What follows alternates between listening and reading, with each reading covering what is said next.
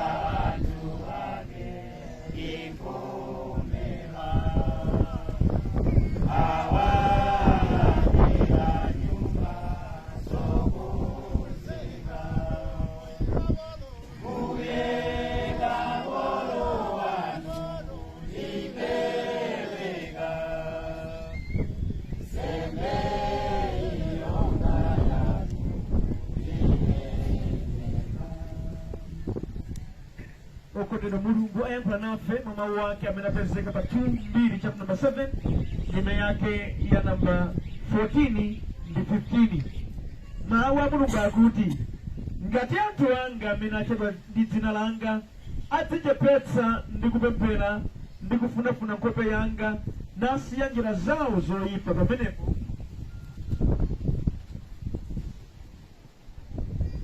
ine ndidzamva kumwamba ndipo ndidzakhululuka tchimo lawo ndi kuchiritsa dziko lawo. Ndipo maso anga adzatseguka ndi makutu anga adzakhala tcheru kumva mapemphero a pamalo pano. Mulungu wabwino ndi wamkulu amene amadziwa kudalitsa adalitse kuwerengedwa kwa mawu ake. Chondigwira mtima nkuti mawu a mulungu sadzatha. Ameni. Zilipo zambiri kudziko lapansi zimene zimayamba kutani kodi kuta maudindo kudziko amayamba amathanso. Panopa zawolokera kumaukwati kwanchitikanga nkhuku tsopano kuti uku ukwatiwe uchokako ukwatiwe uchokako kumuyembera mwambi wa nkhuku tambala sasankha teru basi likuna kuti koseko zimayamba nkumata. Okutedwa taonapo ife anthu amphamvu ndi achuma chuma chawo chikutani kodi apapa atu patambalala wanthu chikhaladzana sakatatambala sizingateka adali nkhuzi machini kale lero adatheratu lero adatheratu alibekana koseka lero anena tiwana kuti big man umachikupempha kundalama lero mbiri amakana yakutali lero adati kumene ndikukhala kwa dziko mperete akati about 10 womalizira ndamakhala nyagwawa mabewo ache kukhala magabe zimatero. Koma mawu a mulungu mphamvu zake sizidzatha. Ameni. Tinapempherera. Kusonkhana kwathu simonga mwachimwemwe ambuye. Kusonkhana kwathu ni monga mwachisoni popeza mwatenga kholo lathu patali pathu. Ambuye kusonkhana kwathu pano kukuchitika chifukwa cha kufuna kwanu sikonga kufuna kwathu ayi.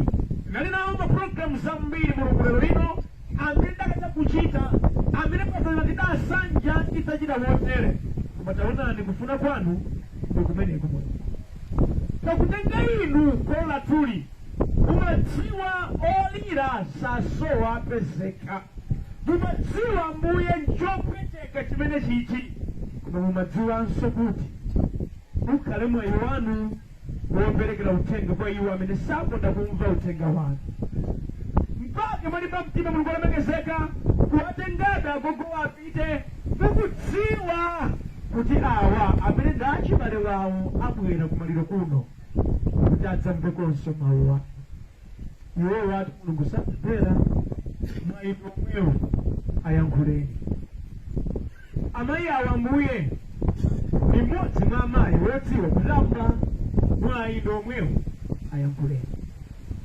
awa amakondazi mayi pirisedi munthu wakuonesa kwalangiza sakumva amatenga mzimayi chaka ndi chaka mkuluwi mwayi omwewo uyankhuleni Yehova mwayi omwewo tayankhulani awasapemphera kale akamapemphera atawagwira mchigolo kuchalichi adaleka lero adatsiriza sapita kuti kuchalichayi ndi awa udalanga komwe nachalichi sakonda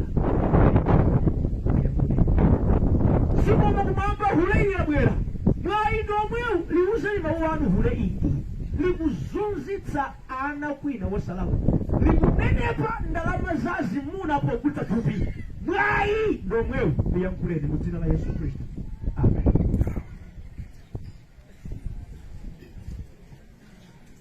Kondedwa mawu a Mulungu amene tawerengawa Mulungu akuyankhula ndi ana a Israeli namati mudandilakwirapo ndipo ine ndawira ncholakwika koma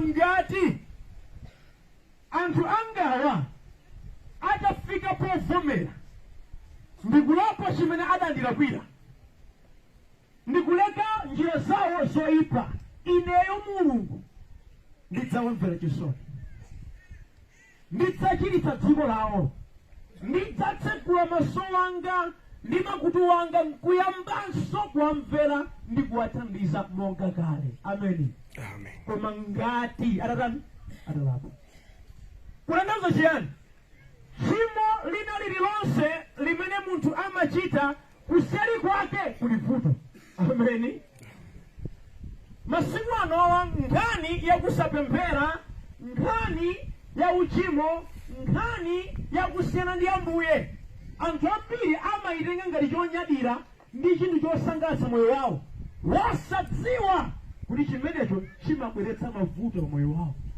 ndimati ndinene pano chimo ndi chani kusachita chifuniro cha Mulungu ndiye kuti kusachita chifuniro cha Mulungu kwina kulikonse kumakubalira munthuwe zovuta m'magawo atatu gawo loyamba ubale wako ndi Mulungu umasokonekera funso langa ndili muyambaneni wokulengani mulimba iye adakulengani nemukhalaye pa udani zithetha mpaka mmati mukalima kulima kuno bwino fodya kulima kuno bwino kupita kumusika nosero achimwene ngati simudayambana nokulengani sizingayenda kulimbikira ngati galu pa uzimba opatina mphikali chete pa inu lanthu alemererapo pa inuyo ntchito imene mwagwira inu wena mimba zili chonchi ntchito yakugwira kuli mwagwira inu soya wolima inu wokalemera naye ali kulilongwe inu nyumba yanu chipepera chomwe cha black friday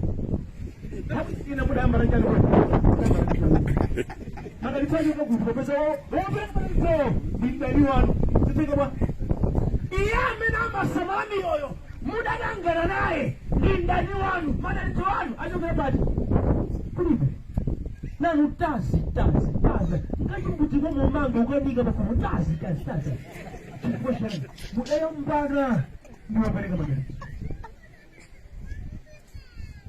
Kaulina uchimo umakuyambanitsa iwe ndi abwezi ndi anthu okuzungulira ndimati ndinene pano wena adachita chipongwe munthu wina amene kale amawathandiza leloli adatsiriza phera kumkobwe, adatsiriza mafufulo kutsenje. Ndipo yakulaba na kudziwa akadakaka uli ubale ndi uchawu unalipobe, lero lino akadakugwira kwa lidzanja. Koma popeza kuti moyo wanu mudasempana naye kampaka kusakhulupirika, lero zidavuta.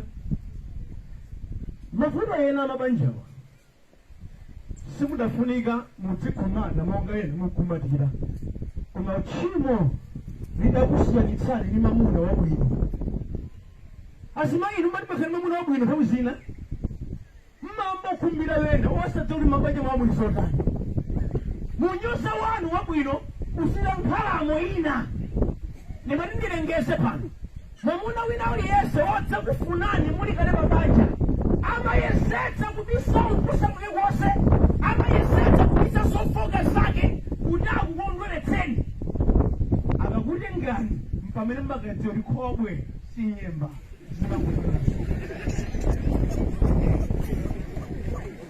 lero mukulingalira ndachita chiyani, ndikadadziwa sindikanachita.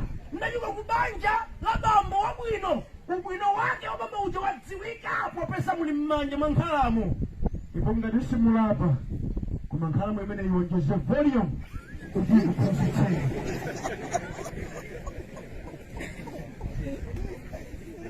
Maubale wena adasokonekera chifukwa cha moyo wosakhulupirika.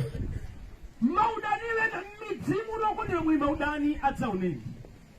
Milandu inaso ife sitimayidziwa, adalakwirana na zigogwawo mpaka na lero tiratsalirabe.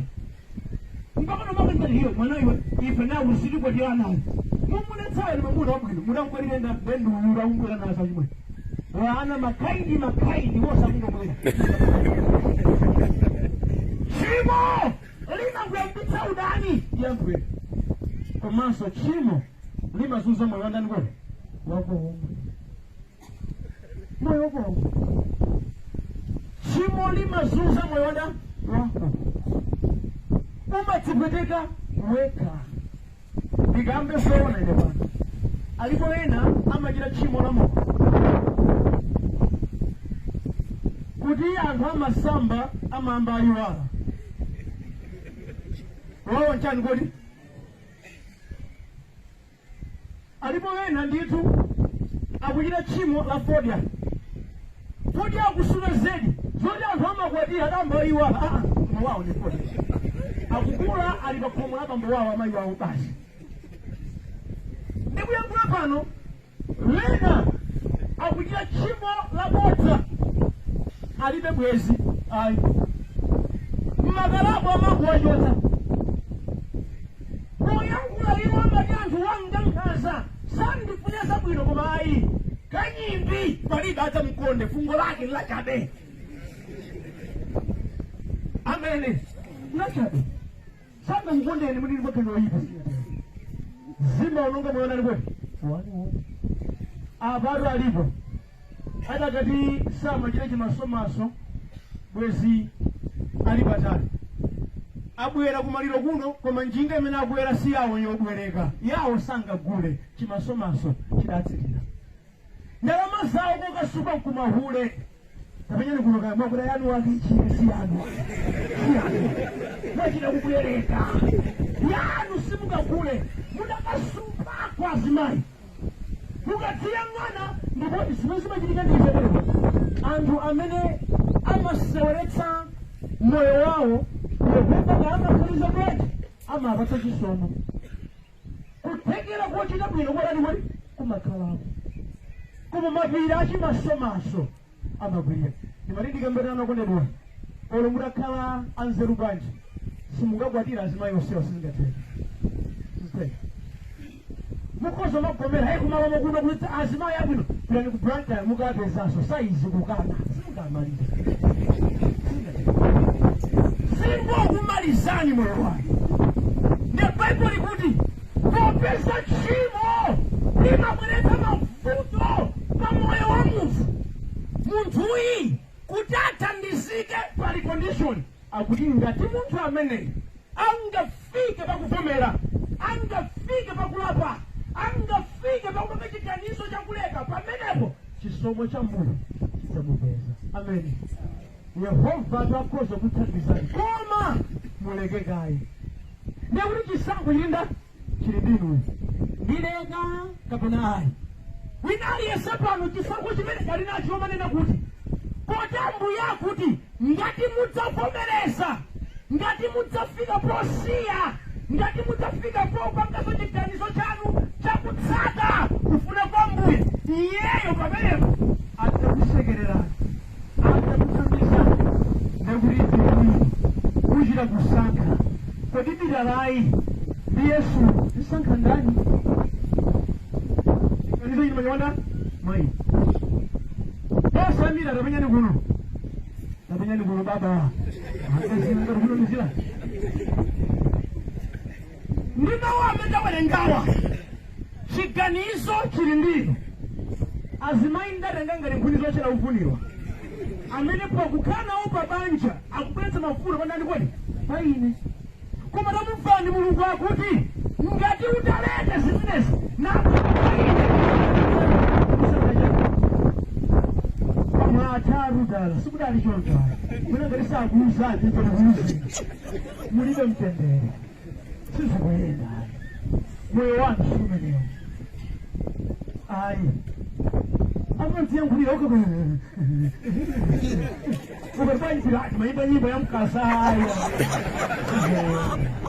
ndi mafuta amene kuleta koma nopolokera Yehova wapereka ngati mungavomereze ndikusiya.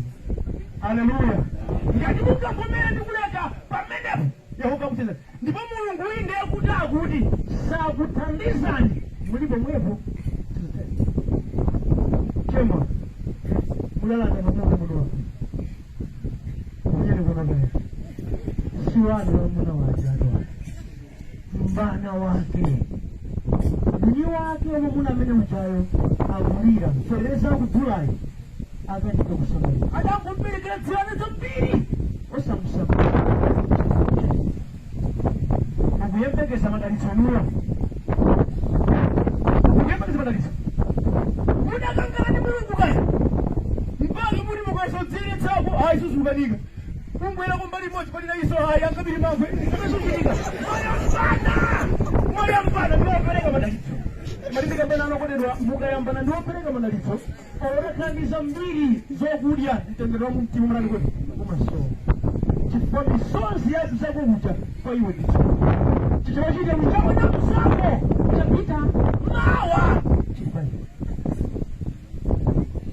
kodi Mulungu wake ndi uti amene angamalolera kuti ana amene bamba uti adabereka adzikanika sukulu. Mulungu wake ndi uti amene angamasekerera inuyo munakwanitsa kufinya mtima wa mzimayi mzanu. Mzimayi mzanu adasukira mulina kuli moyo wake ulibeso chimwemwe akasamba kutola mafuta amasanga liwatola chibala chifukwa mtendere wose munayaka inuyo. Yehova akutanini, Yehova akuchiteni kuvula kwa ushe mbere wanu ukaya kasako zilipo zikulu langu chini katsindika Yehova yakumbita lapa pamene akhoza kutezana koma ngati simulapa pali mafuta chimwene malikamuna ngati moyo wanu kusankhebe kukonda azimayipo zakudya zokoma mtima muno mwiyo wale mbale wanu akalesa tuize semwechi basi chifukwa mtendere simupeza. Ndiwalindi lena mulimu panopa amene mwina marayi palipoti chepetsa ifanima kuja nyemba heso abisezi hejo ndikuvuta kwa ndalama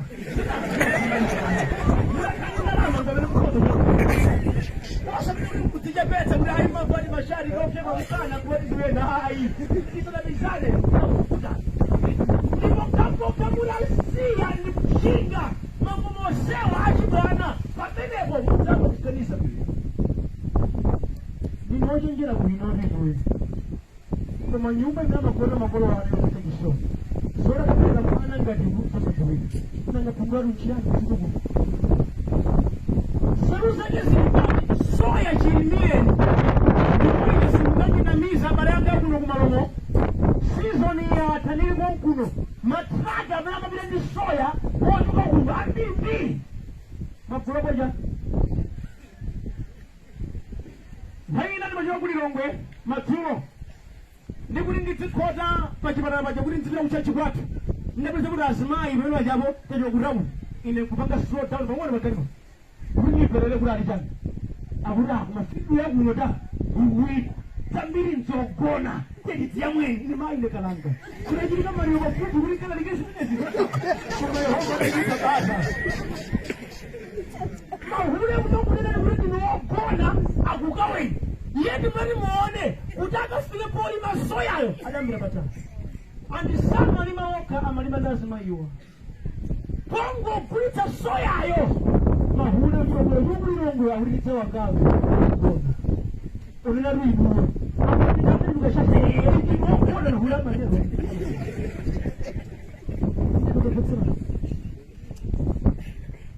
lero lino mupange chiganizo kota mbuye watsekula khomo kuti ngati zimene zimudalapa pamene phindu la mphamvu yanu dzerani kuti zidzawulira koma ngati simulapa mugwira ntchito kwambiri zedi koma wakudya zimenezozo ndiyena uchimba ukuyang'ani zonse tuvomere mu dziko lathu la Malawi zina zikuvula zamalonda zazero koma iye amene ali ndi mtendero mumtima ali ndi zake zikuyenda ali bwino mavuto alipo tikoza kuti nyosa boma zonadi zina zikuti mvula inde mafuta akwera zonadi koma zina sizifunikanso mafuta ayi zofunika ine kuganiza chabwino mafuta akwera liti inu chimanga punda chikoto pangaji munthu litumba limodzi lachimanga noti chifukwa mafuta kuti akwera nepaka njala ayayi isanami ayi mafuta tivomereze awaso lichenizawo yali nakukonso kudedwa nde dziko lovuta kaleli kuonjeza kusomo ya uchimo ziyenda mudzipweteka mukudzipweteka wena muli pano suti simudavu mukukula olo suti simudavale olo suti simudavale suti simungathe kutero ayi amene mudatsekula oluka chimo chake uchimo nungodula umalira kuchula anawashinji afatirani baibuli kuti koma ngati litafika pakupya mtima ndi chimo ndikunena malamulo inedi ndikungononga zanga pasachake ambuye mulikhululukire yehova adzalimvera ndipena profesa makutina mulipira mtima mulungu akuti ndidzatsegula maso anga ndikuyamba kumva mapemphero awo ndiye kuti aliponso wena ali mu mpingomu amadzitcha wopemphera koma yehova sakuwamvera chifukwa nawonso akuchita machimo mukuchocha na mbale wanga mipingo ndi mpweche khopete kubala kwa nyemba koma uchita chilungamo ndamene akusowa ndimayankhula pena kuti zimachitika mpingomu ukapeza kuti amayi apa abambo apa akuyankhula na modekha makuyankhula pang'ono za chilongosoko anthu aona patali kumati atumiki a yehova akukambira na zakumwamba ayi mbwerera zipazoka ndikamwatirezaji ukoloko mchabwino ukagwire nthawi ukandipeza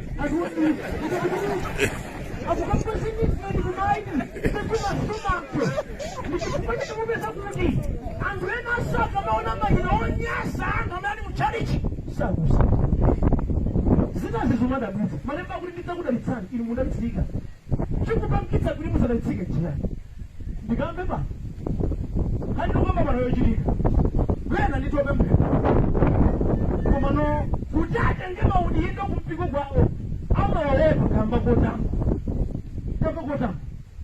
mupindula chiyani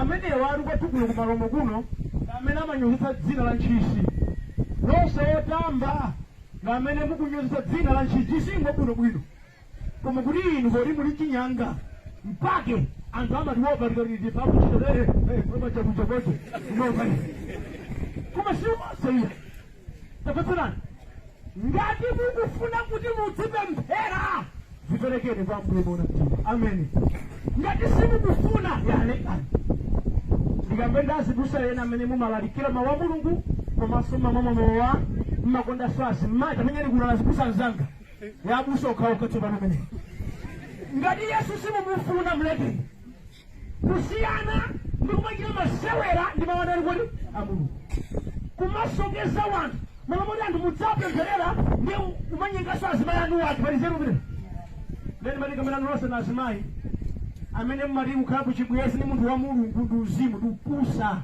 ndi tchimo ndito ndipweteze kukamba maganizo amenewa ndi amene akukupangitsani kuti mudzilemekeza kwambiri zedi anthu amene mukuchita nawo zadama mmachali chimo kusana ndi amuna wanu ndi zoona ife anthu achauta katilemekezani monga mwa mawu a Yehova koma mudzikumbuka sindife azimuna wanu inenso wanga wakazi ni nawo ameni kundipatsa ulemu kuchitike chifukwa chakumwamba ameni koma ulemuso amuna wanu afuna omwewo koma osati kobwera abusa ndi kugwada kwambiri zedi wamuna wanarayo kasambe matame ayi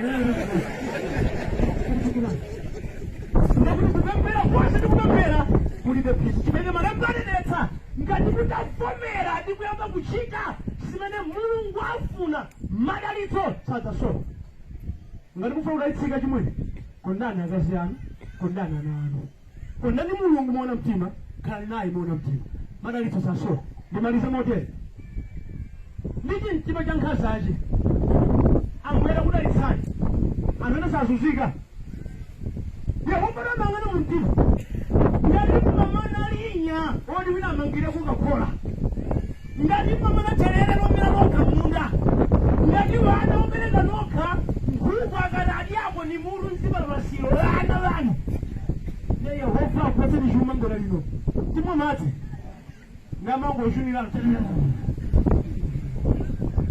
kutya na alipo pano ena amene alike moyo kama tukutuku Yehova adatsegula aphunzire awa akakotoka mmimba adangofika pandi tumbuli chikusimudziwa umafuna kwawena unakuphunzira pamene adachita Yehova muda kali ndinophunzira bwezi kuda kufuta pamizeni kwese kaide ine ndiye kusosibele ine chizungusadziwa nkomule kusadziwa kasako chokeza mtendere moli sikuda kula kali muda kali kuphunzira bwezi chumanyu iwena bweza tazunzika madalitso ena mumatsekereza nokha malika ni mtima wake mudakhala ndi mtima wabwino Yehova adzakupatsani kusavuta ena ufumu udakuponyani adanichakanuza adaona mtima ngati mmachita nkhaza mabawo ndekwa ufumu bawo yomwe umolowera ulowera bawo ulowera bawo kutayende kubawo ulowera ndi pamene makuponi anakhulupirika Yehova adangoshinga ufumu ulipo mwana lero ngati mukufuna madalitso akumwamba njira ilipo kulapa mtima ameni ndekuti kudalitsika kapena kusadalitsika ukalowa kumwamba kapena ayi ndichisakucha ndani kodi cha mtima wanu ndichisakucha mtima wanu sikhaze kumwambayi ndikusankha kwa moyo wanu ambuye akuthandizeni kukhala naye akuthandizeni kuyenda naye kuti mukhoza kudalitsika mukhoza kuona kusakucha achinyamata sikuli kumene kotere kuti udolowo ayi kufuna kwa zinthu amine ngoti sakakati usapesa ichipaso chomwe chosalibe mkomwezi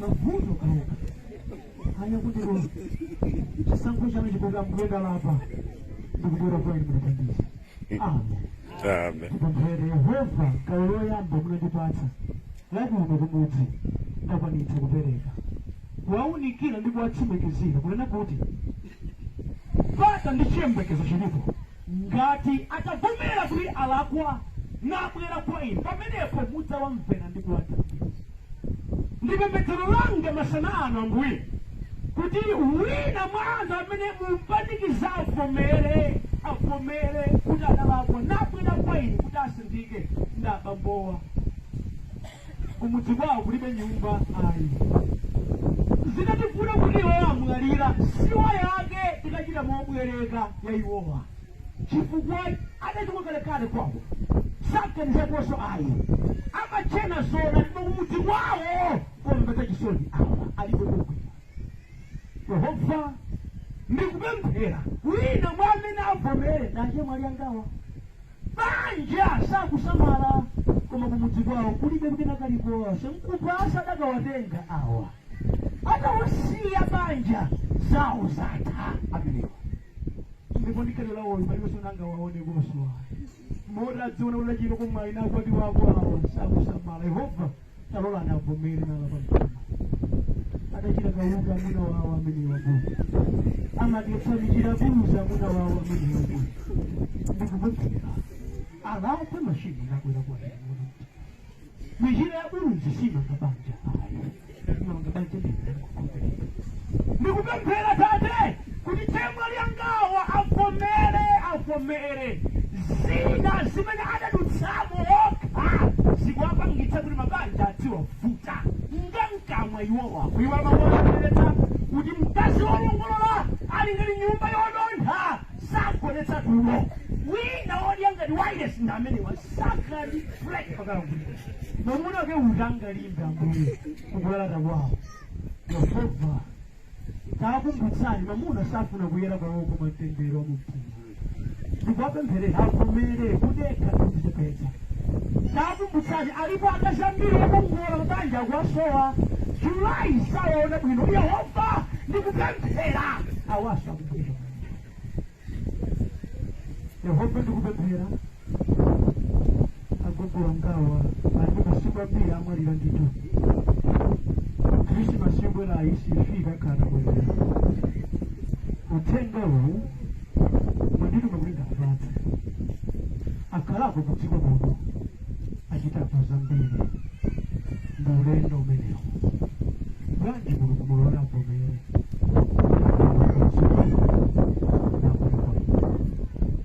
Yehova ndikupemphera abambo wawo amwenyekati wana bwanji avomere. Sikalibera kuno amulewani dala kumanda mbuye limbikitseni ena amakambirana kuti mpatali pang'ono afuna athawe alimbikitsera zathawe akamveso gawo limeneli kuti atatize zenzeni mdzina la Yesu Khristu.